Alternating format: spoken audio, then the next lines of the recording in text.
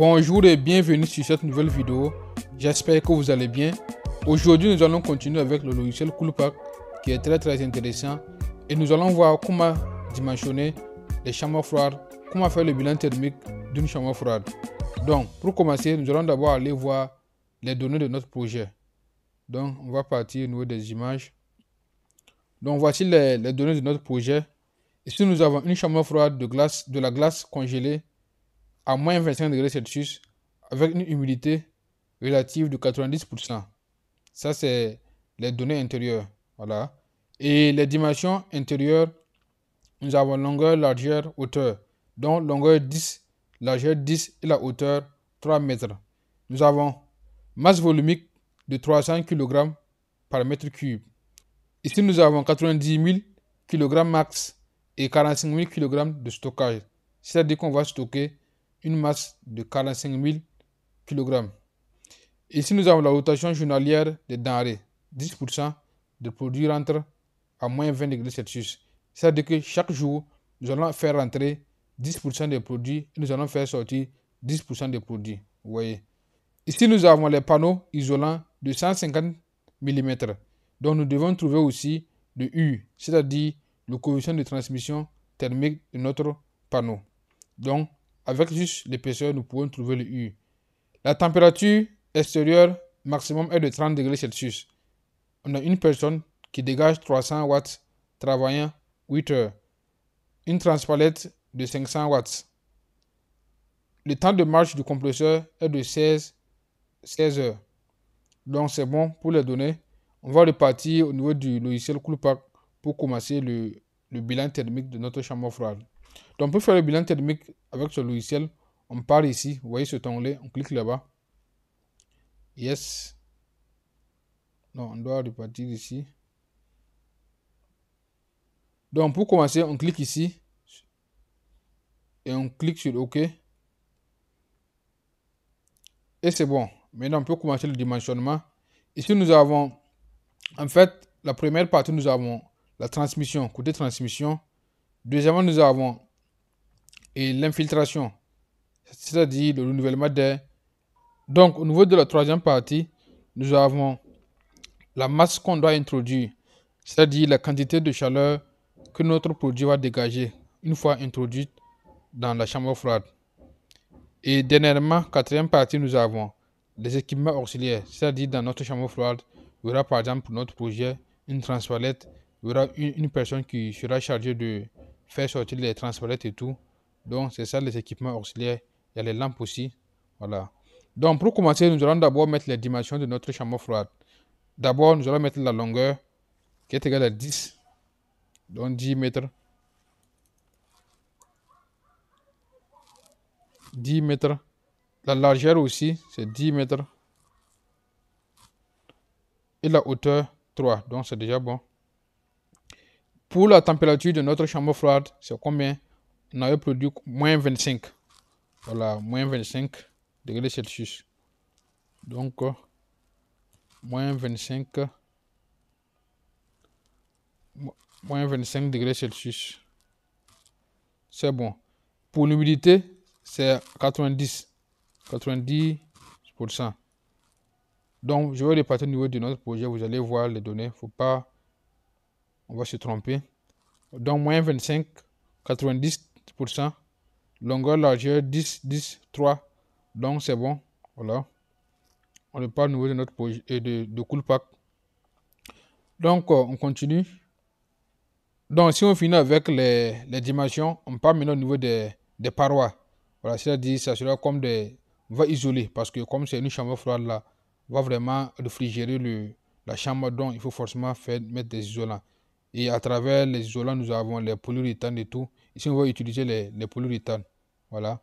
Donc, au niveau du mur 1, ici c'est mur, mais on peut l'appeler aussi paroi. On doit mettre la valeur de U. Voilà, vous voyez. C'est-à-dire le coefficient de transmission thermique en watts par mètre carré Kelvin. Donc, on doit l'introduire ici. Et si vous allez remarquer dans notre projet, ils ont juste donné l'épaisseur de notre panneau isolant. Vous voyez, c'est juste l'épaisseur. Maintenant, mais juste avec l'épaisseur, comme on connaît déjà le truc, et le panneau à utiliser, nous pouvons déterminer facilement le U, le coefficient de transmission. Donc si on part sur le net même, déjà on peut trouver ça. J'ai déjà tapé ça.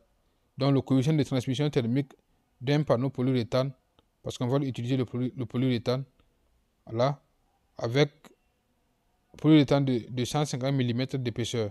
Donc ça nous donne ça, voilà, entre 0,022 et 0,025. On va prendre la valeur maximale. Donc 0,025 watts mètre carré Kelvin. Donc on départ au niveau de notre projet. Donc ici, on va introduire 0,025, c'est ça? 0,025, donc c'est ça. 0,0. Donc je vais juste ajouter un 0 ici et c'est bon. 0.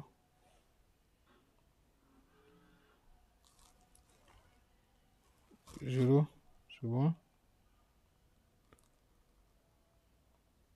0, c'est bon. 0, c'est bon. 0, c'est bon. Donc, au niveau de chaque mille, on va ajouter des 0 pour faire en fait les 0,025. 0, c'est bon. 0, c'est bon. Donc, ça, c'est les 4 parois. 1, 2, 3, 4. Les parois verticales. Et ici, nous avons les parois horizontales. Au niveau de floor, ça, c'est en fait le plancher. Et ceiling, ça, c'est en fait le plafond. Ou bien la toiture, si on peut le dire. Voilà. Donc, si on finit de mettre les différentes valeurs de U, coefficient de transmission thermique, on passe maintenant au niveau de la température pour mettre en fait la température de l'air qui est en contact avec notre paroi. Voilà. Donc, pour le mur, vous allez voir que c'est 20 degrés Celsius, alors que pour notre cas, nous avons dit que c'est 30 degrés Celsius. Voilà, au niveau de notre projet, c'est 30 degrés Celsius. On repart, vous allez voir. Température extérieure 30. Donc, on repart dans notre projet. Et on met les 30. Donc, c'est 30, pas 20. 30. 30. 30. Au niveau du plancher, on va mettre 15 comme ça.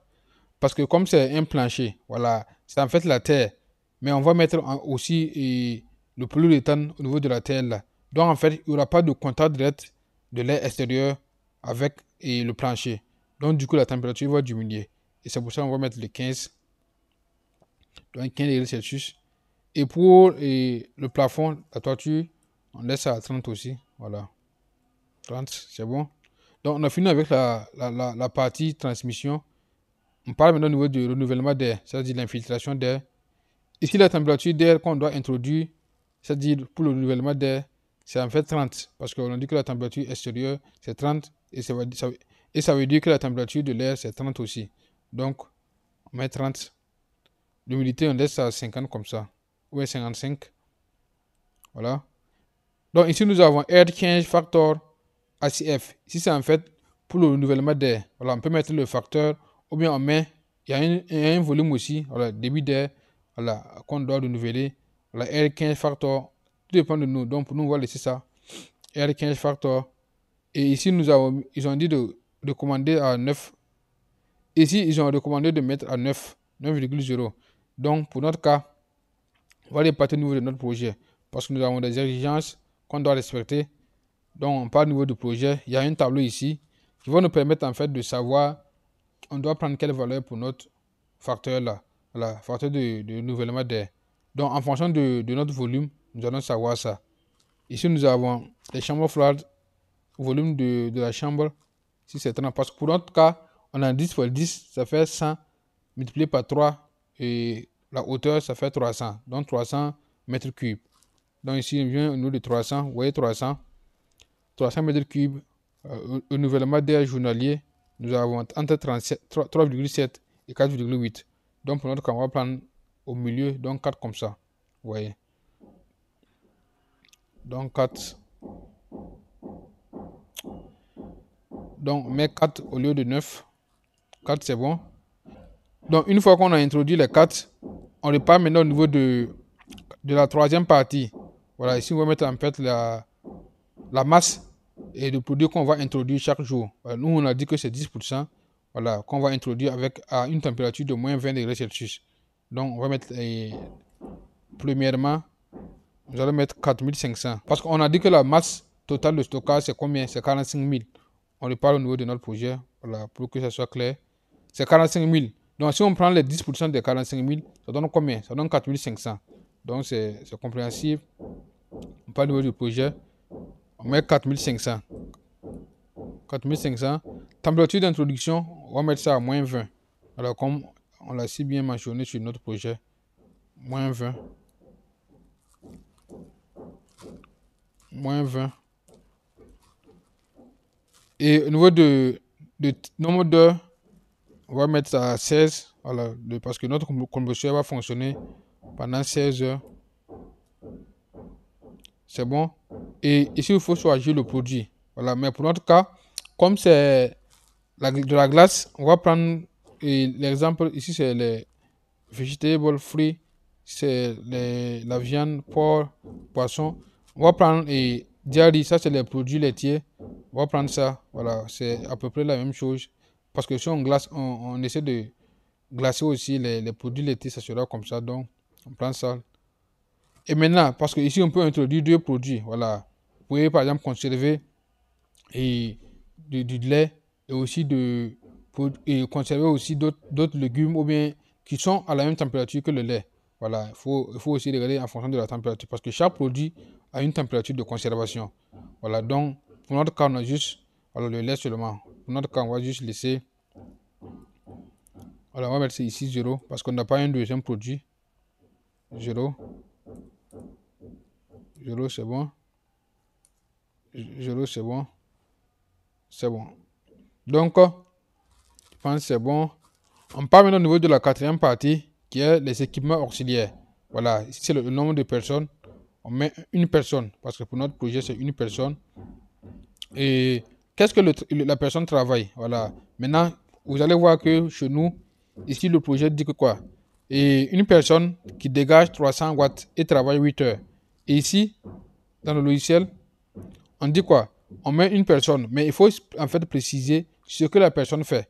Voilà. Si par exemple la personne fait des efforts physiques, ou bien la personne fait des travaux qui nécessitent vraiment beaucoup d'efforts, tout dépend. On a light, medium et heavy. Voilà, heavy c'est quand il fait vraiment des travaux durs. Mais pour notre cas, on va mettre medium. Voilà, milieu comme ça. Donc c'est bon. Et fan, c'est en fait les ventilateurs. Si par exemple, dans notre chambre froide, nous avons des ventilateurs qui vont en fait faire circuler l'air. Voilà, c'est possible. Mais il faut savoir aussi que notre évaporateur comprend déjà un ventilateur qui va en fait dégager un peu de la chaleur. Donc, c'est pour cette chaleur aussi, on peut laisser ça à 0,35 comme le logiciel l'a mis. Voilà, il n'y a pas de problème. Et ici, nous avons light. Ici, c'est en fait les lumières. Voilà, c'est-à-dire, on va prendre combien de lumière dans la chambre. Voilà, pour par exemple les électriciens peuvent décider par exemple de dire, ok, on va prendre par exemple 20 watts par mètre carré. C'est-à-dire, dans chaque mètre carré, nous allons installer par exemple une lampadaire de 20 watts. Voilà, donc en fonction de ça, nous allons introduire ces valeurs pour en fait calculer, voilà, la chaleur que les lampes vont dégager. Donc pour notre cas, on va laisser à 20 watts par mètre carré. Ici, nous avons la respiration. Voilà. La respiration, parce que notre produit ne va pas respirer. On va mettre du lait, il ne respire pas. Donc, ce qu'on peut mettre, c'est la respiration de l'être humain qui sera dans la chambre froide pour travailler. Là, maintenant, on peut, en fonction de... Parce que là, maintenant, c'est une chaleur latente qu'on va dégager. Voilà. Donc, en fait, on peut mettre, pourquoi pas, 50 comme ça. Il y a un tableau qui va nous permettre de savoir tout ça. Mais il faut que je fouille après pour voir si je trouve ces tableaux-là. Voilà, je pourrais vous partager. Voilà. Et si vous avez des questions, n'hésitez pas à les poser dans les commentaires. Voilà, pour qu'on puisse discuter ensemble pour trouver des solutions et tout. Donc, pour notre cas, on va mettre, pourquoi pas, 50 comme ça. Voilà. 50, c'est bon. Et over equipment. Ici, c'est en fait, voilà, pour notre cas, c'est quoi? Transpalette. Parce que, voici, voilà, une transpalette de 500 watts. Donc, on doit aussi mettre ces valeurs-là. Donc, tout est pris en compte. S'il n'y a pas la transpalette, il y a d'autres équipements électriques qui dégagent de la chaleur. Voilà, on doit les ajouter aux 500 pour introduire ici. Mais pour notre cas, c'est juste 500 seulement. Donc, on met 500 watts. Mais il ne faut pas oublier qu'ici, ils ont mis en kilowatts. Donc, on va mettre 0,5. Voilà. 0,5.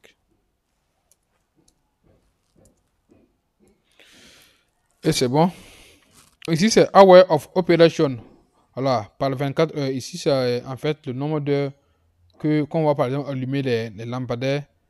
Les lampes, qu'on va en fait allumer les lampes et que la personne va travailler dans la chambre froide. Voilà, c'est 8 heures.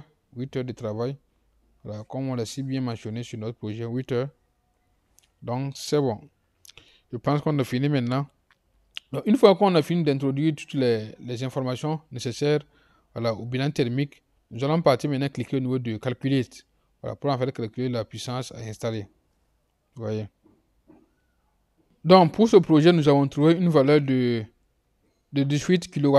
Voilà, ça c'est la valeur moyenne. La valeur moyenne, c'est environ 18 kW. Voilà, on peut descendre en dessous de 18 kW aussi. Voilà, mais c'est la valeur moyenne conseillée. Voilà, avec une humidité de 96%. Vous voyez. Donc, c'est en fait ça le bilan thermique d'une chambre froide avec le logiciel Coolpack. Voilà, ici c'est un peu simple. Voilà, ici c'est simple. Voilà, mais maintenant il y a d'autres logiciels qu'on va utiliser aussi, à savoir Cool Selector. Voilà, il y a Intercom. Il y a aussi des feuilles d'Excel qu'on peut utiliser pour faire les bilans thermiques des chambres froides. Il y a plein de logiciels. Nous allons voir sur cette chaîne YouTube. Voilà, voici l'impression. Voici notre bilan thermique sous un format PDF. Voilà. Voici notre dimensionnement. Oui. Donc, toutes les valeurs ici. Voilà. Jusqu'à la puissance à installer 8 kW. 18 kW du moins. 18,091 kW. Donc, c'est un peu ça le bilan thermique avec le logiciel Coolpack. On le parle maintenant. Et c'est bon. Nous sommes à la fin de cette vidéo. Merci de l'avoir regardé. Et à la prochaine fois pour d'autres vidéos. Merci.